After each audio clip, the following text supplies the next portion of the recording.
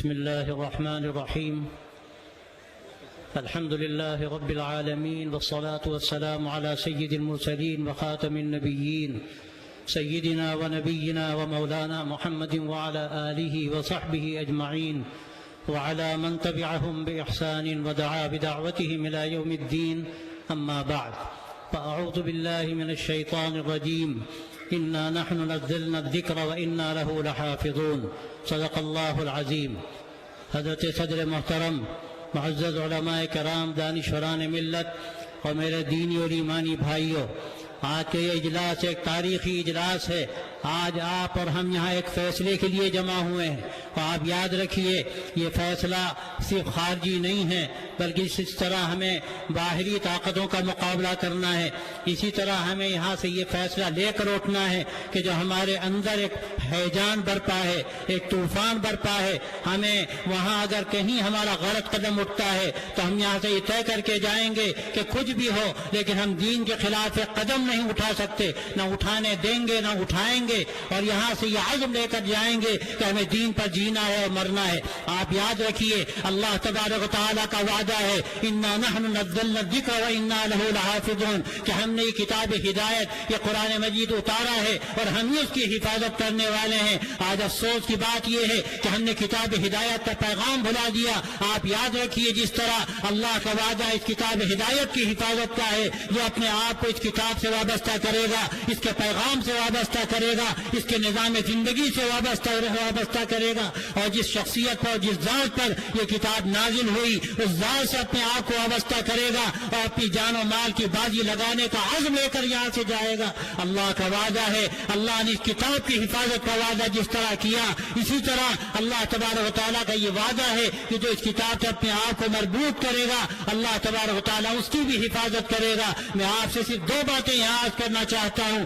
آپ نے بڑی مفید باتیں سنی، آپ نے عزم کیا، آپ نے آل انڈیا مسلم پرسنل لا بورڈ کے قائدین نے جو پیغام دیا ہے آپ کو، آپ نے یہ ارادہ کیا ہے آپ اس کو پورا کریں گے، آپ اس کے لیے آگے بڑھیں گے، قدم بڑھائیں گے، آپ اس کے لیے قربانیاں دیں گے، اور جو بھی ہمیں اس کے لیے جو کچھ بھی ہمیں نشاور کرنا پڑے، اپنی عزت نشاور کرنی پڑے، اپنی جان نشاور کرنی پڑے، ہم سب کچھ نشاور کریں گے. لیکن یاد رکھیے اگر ہم نے یہاں سے عزم نہ لیا اور ہم یہاں سے یہ پیغام لے کر نہ گئے کہ ہمیں اللہ کے دین کے لیے جینا اور مرنا ہے، اور ہمیں جو اللہ تبارک و تعالیٰ نے اپنے محبوب صلی اللہ علیہ وسلم کے ذریعے سے جو نظام زندگی دیا، جو اخلاق دیے، جو ایمان دیا، اور حقیقت یہ ہے میں آپ کو یاد دلاتا ہوں، آپ تاریخ اٹھا کر دیکھیے اللہ کے نبی صلی اللہ علیہ وسلم نے جب غار حرا سے اعلان کیا تھا اسلام کا، اللہ کی وحدانیت کا اور صحیح راستے پر آنے کا، اس وقت کون تھا اعلان کرنے والا؟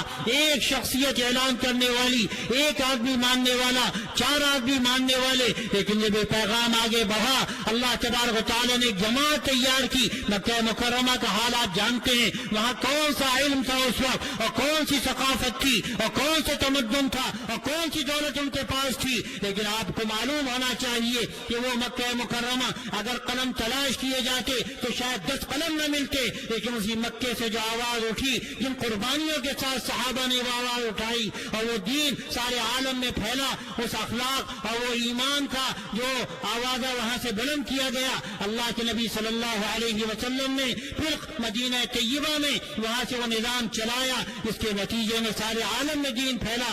آپ جانتے ہیں کہ کون سی طاقت تھی جس کے نتیجے میں سارے عالم میں اللہ تبارک و تعالیٰ کے فضل سے یہ دین پھیلا اور لوگ اس کے گرویدہ ہوئے، لوگ اس کے فریفتہ ہوئے. یہ سب سے بڑی طاقت ایمان کی طاقت تھی، یہ طاقت اخلاق کی طاقت تھی. حضرات صحابہ کے واقعات دیکھیے. حضرت سعد بن وقاص رضی اللہ تعالیٰ عنہ جب ایران کے ساحل پر پہنچے، دجلہ کے ساحل پر ان کو آگے جانا تھا، وہ نہیں جانتے تھے یہ تیراکی کیا فن ہے، کبھی ان کو سابقہ نہیں پڑا. انہوں نے عمار بن یاسر سے مشورہ کیا ہمیں کیا کرنا چاہیے. عمار نے کہا کہ اگر یہ جماعت انہی صفات پر آج بھی قائم ہے، یہ صفات پر اللہ کے نبی صلی اللہ علیہ وسلم نے اس کو ڈھالا تھا، کوئی طاقت روک نہیں سکتی. آپ دریا میں گھوڑے ڈال دیجئے، صحابہ نے دریا میں گھوڑے ڈال دیے، اور جب دیکھا ایرانیوں نے کہ گھوڑے دریا پر چلتے چلے آ رہے ہیں، انہوں نے کہا دیو آمدن دیو آمدن، یہ تو جن ہیں، یہ دیو ہیں، کون مقابلہ ان کا کر سکتا ہے؟ اور پورا شہر خالی ہو گیا۔ میرے دوستوں، میرے بھائیوں، میں آخری پیغام آپ کو یہ دینا چاہتا ہوں، آپ یہاں سے طے کر کے جائیے، ہمیں اپنے ایمان پر مضبوط رہنا ہے، ہمیں اپنے اخلاق کو آگے بڑھانا ہے، اپنے اخلاق کو بلند کرنا ہے۔ اللہ کے نبی صلی اللہ علیہ وسلم کے بارے میں اللہ تبارک و تعالیٰ نے قرآن مجید میں فرمایا وَإِنَّكَ لَعَلَىٰ خُلُقٍ عَظِيمٍ، آپ اخلاق کے اعلیٰ ترین معیار پر ہیں۔ آپ نے کیا معافی کے اصول دیے، کس طرح آپ نے درگزر فرمایا، اور آپ جانتے ہیں انہوں نے جو آپ صلی اللہ علیہ وسلم کے جانی دشمن تھے کوئی کسر نہیں چھوڑی، لیکن آپ صلی اللہ علیہ وسلم نے ان کے ساتھ بھی سلوک کیا۔ جب مکے میں قحط پڑا، آپ نے ریلیف کا کام کیا اور 500 دینار جمع فرمائے اور مکہ مکرمہ اپنے دشمن کو بھیجے۔ ابو سفیان کو آپ چاہتے تھے تو عباس کو بھیج دیتے، لیکن آپ نے سفیان کو بھیجے، جو بعد میں سفیان رضی اللہ عنہ ہوئے۔ اللہ تبارک و تعالیٰ نے آپ کے ذریعے سے جو کام کرایا اور مکہ اس کے بعد فتح ہوا۔ یہ مکے کی فتح کا واقعہ کیا ہے؟ یہ صلح حدیبیہ اس کا آغاز ہے۔ اس موقع پر آپ صلی اللہ علیہ وسلم نے صلح کی اور دب کر صلح کی۔ اس وقت یہ آیتیں اتری انا فتحنا لک فتحا مبینا، ہم نے آپ کو فتح مبین عطا فرمائی۔ یہ فتح مبین کیا تھی؟ مکہ مکرمہ سے آنے کے بعد یہ لڑائیوں کا جو سلسلہ چلا، موقع نہیں مل سکا، لیکن جب صلح حدیبیہ ہوئی، مکے والے مدینے گئے، مدینے والے مکے گئے، انہوں نے آپ صلی اللہ علیہ وسلم کے اخلاق کو دیکھا، صحابہ کے اخلاق کو دیکھا، ان کی معاشرت کو دیکھا، ان کی اعلیٰ زندگی ان کے سامنے آئی، ان کے دل پگھل گئے۔ اور آپ جانتے ہیں تاریخ کا واقعہ ہے یہ کہ پورے 18-20 سالوں میں اتنی بڑی تعداد میں لوگ ایمان میں داخل نہیں ہوئے جتنی بڑی تعداد میں ان 2 سالوں میں لوگ ایمان میں داخل ہوئے۔ میں آپ کو ایک پیغام دینا چاہتا ہوں، اس سے زمینیں ہل جاتی ہیں، اس سے آسمان ٹل جاتے ہیں، اس سے دلوں کی کیفیت بدل جاتی ہے، حالات بدل جاتے ہیں۔ آپ یہاں یہ بھی طے کیجئے ہمیں پکا مسلمان بننا ہے، ہمیں اپنے اخلاق کو سنوارنا ہے، ہمیں انسانیت کی وہ مثالیں پیش کرنی ہے جو ہمارے آقا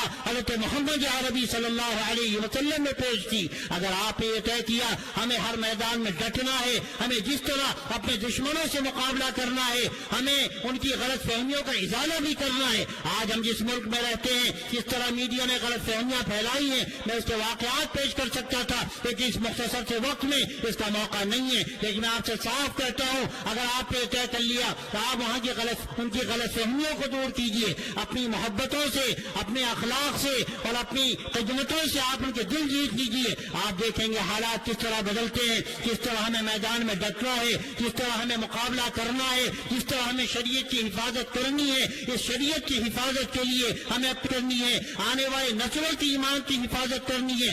آج جس طرح کے ایمان کا سودا ہو رہا ہے، پہلی بات یہ ہے ہم یہاں سے طے کر کے جائیں، ہمیں اپنے ایمان کی حفاظت کرنی ہے، اور اس کے ایمان کی حفاظت کے لیے جو ہمارے سامنے پیغام ہے اللہ کے نبی صلی اللہ علیہ وسلم کا، اور جو طریقہ زندگی ہے ہمیں اس کو اختیار کرنا ہے۔ ابھی باتیں آپ کے سامنے آئیں، کون روکتا ہے آپ کو مسجدوں میں جانے سے، اور کون روکتا ہے آپ کو اذانیں دینے سے، اور کون آپ سے یہ کہتا ہے کہ آپ غلط طریقے پر شادیاں کیجئے، آپ ڈھول تاشے کیجئے، آپ دوسروں کو رسوا کیجئے، آپ بعض مرتبہ ان بچیوں کو جن کی شادیاں نہیں ہوتی اور جس کے نتیجے میں بعض مرتبہ وہ ابتدا کی کگار پر پہنچ جاتی ہیں اور اپنی شادیوں میں لاکھوں کروڑوں روپے ہم خرچ کرتے ہیں، ہمیں یہ توفیق نہیں ہوتی کہ ہمیں یہ رقم ان کے لیے دے دیں جن کی شادیاں نہیں ہوتی، اور اس کے ذریعے سے ہم ان کو ایمان بچا لے۔ ہمیں ڈر ہے اور حشر میں ہمارے دامن ہو اور حضور پاک علیہ الصلوۃ والسلام کا دست مبارک ہو۔ آج یہ ہم طے کریں ہمیں اپنی شادیاں سنت کے مطابق کرنی ہے۔ اعظم النکاح برکتن ایسرہ مؤونتن، وہ فرمایا سرکار دو عالم صلی اللہ علیہ وسلم نے سب سے برکت والا نکاح وہ ہے جس میں سب سے کم خرچ کیا جائے۔ کہ ہمیں اپنی معاشرت کو درست کرنا ہے، ہمیں پورے اسلام کو اختیار کرنا ہے، اسی طرح اپنی اخلاقی زندگی کو سنوارنا ہے۔ آج ہم بات پر لڑنے کے لیے تیار ہیں، اپنے بھائیوں پر مقدمے کیے جاتے ہیں، اور اس کے نتیجے میں ہم جس حالت پہ پہنچ گئے، میں آپ سے صاف کہتا ہوں پہلے اپنے حالات کو ہمیں درست کرنا ہے۔ اگر یہ جو ہمارے لیے اللہ نے دائرہ اختیار رکھا ہے اور یہ تنگ ہوتا چلا جا رہا ہے، اگر ہم نے اس کا فائدہ نہ اٹھایا اور اس دائرہ اختیار کو ہم نے کشادہ کرنے کی کوشش نہیں کی تو یاد رکھیے یہ دائرہ تنگ ہوتا چلا جائے گا۔ اور یہ عمارت شریعہ کے بانی حضرت مولانا ابو المحاسن محمد سجاد بہاری رحمۃ اللہ علیہ کا یہ بہت ہی فکر انگیز ان کی بات ہے کہ یہ دائرہ اختیار ہے، اگر اس سے ہم نے فائدہ نہ اٹھایا تو دائرے تنگ ہوتے چلے جائیں گے. آپ جانتے ہیں دائرے کس طرح تنگ ہو رہے ہیں. آج اپنی شادیاں ہم غلط طریقے پر کر رہے ہیں, اس کا ڈر ہے کل پابندیاں لگا دی جائے کہ تم شریعت کے مطابق نکاح نہیں کر سکتے.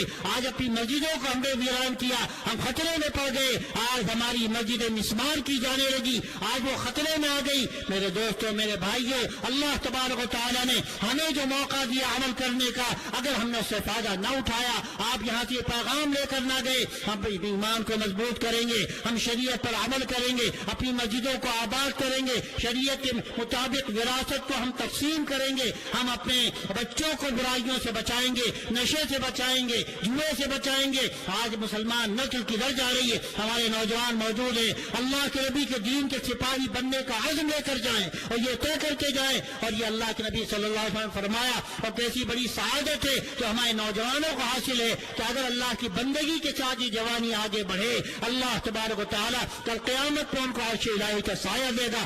آپ یہاں سے طے کیجئے, اپنے محلوں کو بدلنا ہے, وہاں کی نشے کی لعنتوں کو ختم کرنا ہے. اور میں مثال دے کر کہنا چاہتا ہوں, ہمارے پیام انسانیت میں اس طرح کے کام ہوتے ہیں کہ ہم ہر نوجوان کو قریب کرنے کی کوشش کرتے ہیں. وہ غلط کاموں میں لگا ہوا ہے, وہ نشے میں ہے, ہم نشے کی لت چھڑانا چاہتے ہیں. بعض علاقوں میں الحمدللہ کام ہوا, 1,000 نوجوانوں کو نشے سے نکالا گیا. اس کا نتیجہ کیا ہوا؟ آج ہمارے برادران وطن ہمارے سامنے آ کر جھکنے لگے, انہوں نے اس کا اعتراف کیا. ہم آپ کو نہیں جانتے تھے, ہمیں غلط فہمیاں تھی, ہم یہ سمجھتے تھے کہ آپ مسجد جانے اور مدرسہ جانے, آپ کو کیا مطلب اس ملک سے, آپ کو کیا مطلب یہاں کے سماج سے. ہمارے مسلمان بھائیوں, یہ ذمہ داری ہے, ہمیں اس کو یاد رکھنا چاہیے. اس سماج کو دینے والا کام ہمارا ہے. ہم ہمیشہ کاسے گدائی لیے کھڑے رہتے ہیں. ہمارا کام لینے کا نہیں ہے, ہمارا کام دینے کا ہے. انشاءاللہ جس دن ہم دینے کی صفت پیدا کریں گے, ایمان کو, اخلاق کو, اپنی زندگی کو, زندگی کے ایک نئے انداز کو, آپ دیکھیں گے انشاءاللہ حالات بدلیں گے. پھر ہمیں شاید در در ٹھوکریں کھانی نہ پڑے, اور کاسے گدائی لے کر ہمیں جگہ جگہ جانا نہ پڑے. لیکن اس کے لیے آپ عزم کر کے جائیے, اپنے ایمان کی حفاظت کا, ایمان کو مضبوط کرنے کا, اللہ پر یقین کا, اور اس کے ساتھ ساتھ اپنے اخلاق کی بلندی کا, بہتر سے بہتر سماج بنانے کا, اور لوگوں کے سامنے بہتر نمونہ پیش کرنے کا. اگر آپ نے عزم کیا, آپ کا آنا مبارک, آپ کا جانا مبارک. آپ ایک پیغام لے کر جائیں گے, ایک حوصلہ لے کر جائیں گے, اور انشاءاللہ پھر آپ دیکھیں گے اللہ کی مدد کیسی ہوتی ہے. اللہ تعالیٰ ہم سب کو توفیق عطا فرمائے, آپ کی حاضری کو اللہ قبول فرمائے, اور یہ قافلہ روا رہے, اور اللہ تعالیٰ کو منزل مقصود تک پہنچائے. وآخر دعوانا الحمدللہ.